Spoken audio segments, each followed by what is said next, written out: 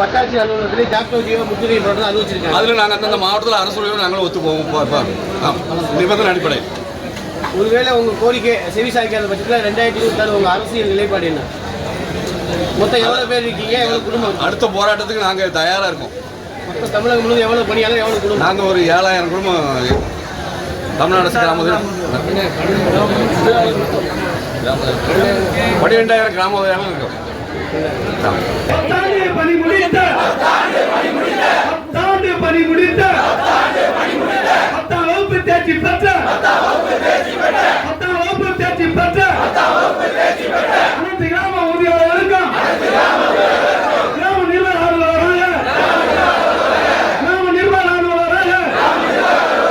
50% பதவி உயர்வு 50% பதவி உயர்வு உடனடியாக வழங்கிடுங்க.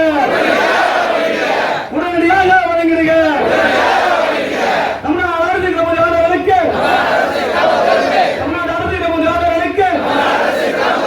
8ஆம் வகுப்பு தேர்ச்சி பெற்ற 8ஆம் வகுப்பு தேர்ச்சி பெற்ற கிராம உதவியாளர்களுக்கு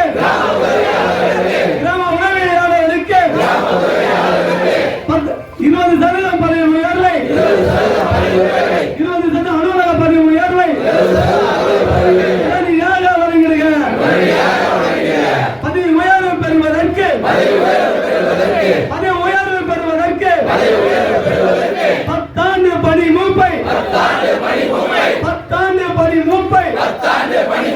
5 ஆண்டால் குறைத்து 5 ஆண்டால் குறைத்து உடனடியாக பதவி உயர்வு கிராம நிர்வாக பதவி உயர்வு அலுவலக உதவியாளர் பதவி உயர்வு அலுவலக உதவியாளர் பதவி உயர்வு உடனடியாக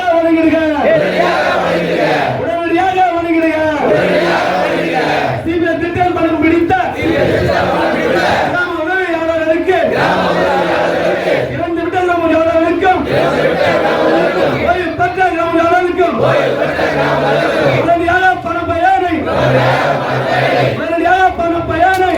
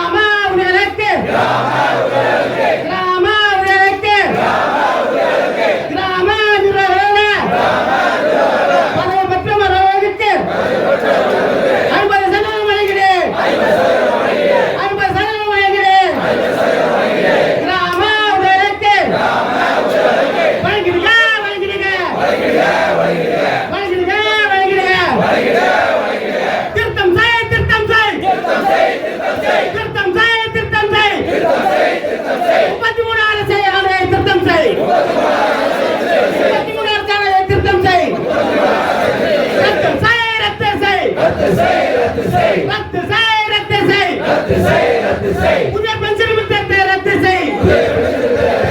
அமல்படுத்து அமல்படுத்து அமல்படுத்து அமல்படுத்து அமல்படுத்து அமல்படுத்து புதிய பென்ஷன் திட்டத்தை அமல்படுத்து. திருத்தம் செய் திருத்தம் செய் 33,000 திருத்தம் செய். அமல்படுத்து அமல்படுத்து அமல்படுத்து அமல்படுத்து.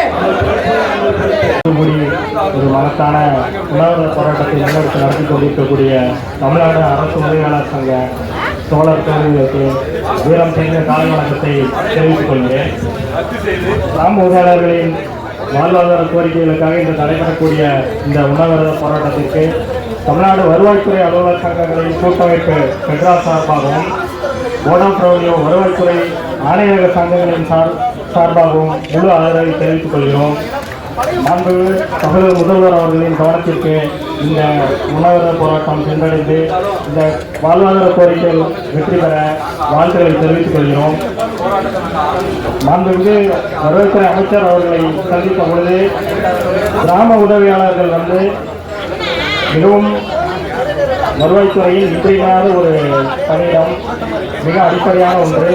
இவர் கிராம உதவியாளர்களை மற்ற துறையை சார்ந்த தொகுப்பூதிய ஊழியர்களுடன் ஒப்பிட்டு கிராம உதவியாளர்களின் உரிமையை பறிக்கக்கூடிய இந்த செயல் தவறானது.